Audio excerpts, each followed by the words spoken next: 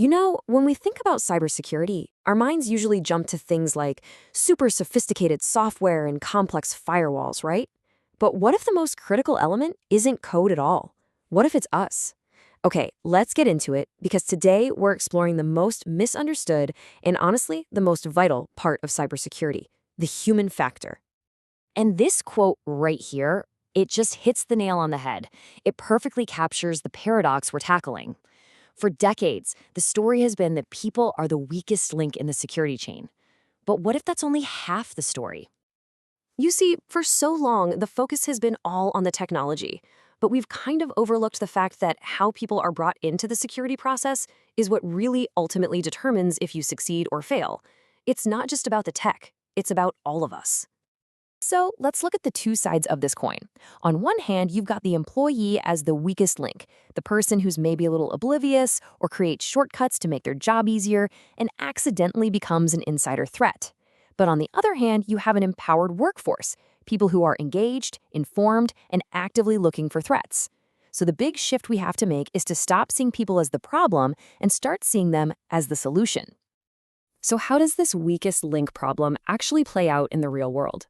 Well, it's usually not some big, dramatic, malicious plot.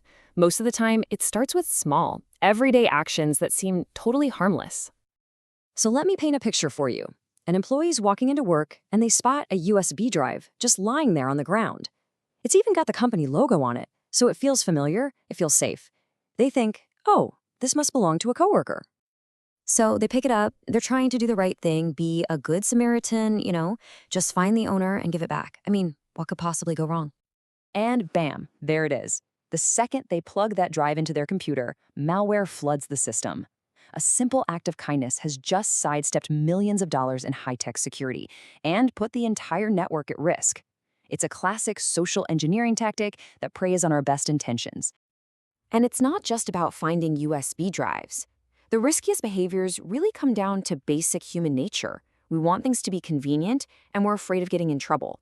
Things like using the same password everywhere so you don't have to remember a new one, or maybe not reporting a lost work phone because you're worried about the consequences. These aren't evil acts, they're just human acts. Now, it's really easy to look at these things and think, that's just a minor slip-up. But here's the kicker. The exact same mindset that leads to a password on a Post-it note can, when it happens at a corporate level, lead to a multi-billion-dollar disaster. It's all connected. It's all part of that same human factor. Let's talk about just how big that disaster can be. In 2017, the personal data of 143 million people was exposed in the Equifax breach. That is almost half the entire population of the United States. The damage to their finances and their reputation was just staggering. And what caused it? It wasn't some futuristic cyber weapon from a movie. Nope. It was a failure to do something basic. There was a known security weakness, a fix was available, and it just wasn't applied. This wasn't a technology failure. It was a human process failure. A decision or a non-decision was made, and the results were catastrophic. Okay, so if the problem is human, then the solution has to be human too. This brings us to a really clear, actionable plan for building a defense that's centered around people, a culture of what you could call effective cyber hygiene. So this whole framework really rests on four main pillars that connect our people and our technology. First, it's about how we learn, with continuous training.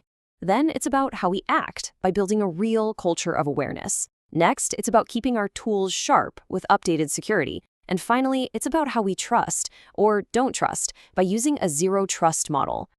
All right, first up, training. Yeah, the era of that boring, one-day-a-year security lecture is over. It just doesn't work. People don't learn from massive info dumps. Good training today is ongoing, it's interactive, and it's actually relevant to someone's job. Think little games, or maybe simulated phishing emails that give you instant feedback. The goal isn't just to check a box for compliance, it's to build real, lasting security instincts. Next up is culture, and this one is huge. It's all about creating psychological safety. If an employee clicks on a sketchy link, you want them to feel comfortable reporting it immediately, not hiding it because they're afraid of being shamed or fired. In a culture of blame, that mistake goes unreported for weeks. But in a culture of support, it gets reported in minutes. And that can be the difference between a disaster and a minor incident. Step 3 takes us right back to that Equifax mess. Diligently patching your software seems like a no-brainer, but it often gets pushed aside because it can be disruptive. A strong security culture changes that thinking. It's no longer just some IT task. It becomes a core business function, as critical as locking the front door when you leave for the night. It's non-negotiable. And finally, we have the zero trust model. Think of the old way like a castle with a moat. It's really tough to get in, but once you're inside, everyone trusts you. Well, zero trust is more like a spy agency headquarters. Your badge doesn't just get you in the front door, you need to verify your identity to get into every single room every single time. It's no longer trust, but verify. It's never trust, always verify. So these principles are pretty solid, but the threats themselves, well, they're not standing still. The cyber war is constantly changing, and the bad guys are coming up with more sophisticated ways to attack every single day. For instance, take a tactic called island hopping. This is clever. Attackers don't go straight for their main target, like a huge bank. Instead, they first break into a smaller, trusted partner, like a law firm or a supplier. Then they use that partner's network as a launchpad to attack the real target. All of a sudden, that email from your supplier isn't safe anymore. It could be a weapon. With things getting this complex, it's pretty natural to wonder, can't we just automate our way out of this? Can we hand the keys over to AI and just let it run our cybersecurity for us? Well, the reality is that AI is a seriously powerful tool, but it's a tool for both sides. For sure, it can spot threats way faster than any human ever could. But at the same time, attackers are using AI to create smarter malware and find brand new ways to break in. Technology isn't the savior here, it's an amplifier. It makes your defense stronger, but it also makes the attacks against you stronger too. And all of this leads to a pretty sobering realization, captured perfectly in this quote. We have to work with the assumption that getting infiltrated isn't a possibility, it's an inevitability. The question isn't if you'll be breached anymore, the question is when, and what are you doing right now to get ready for it?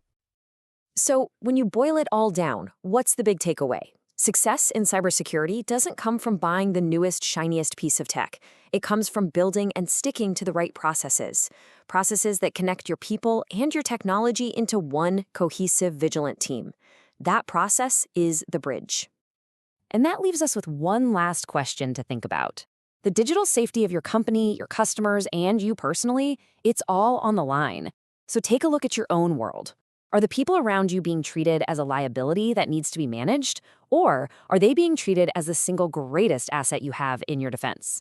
Because the answer to that question is probably going to determine your future.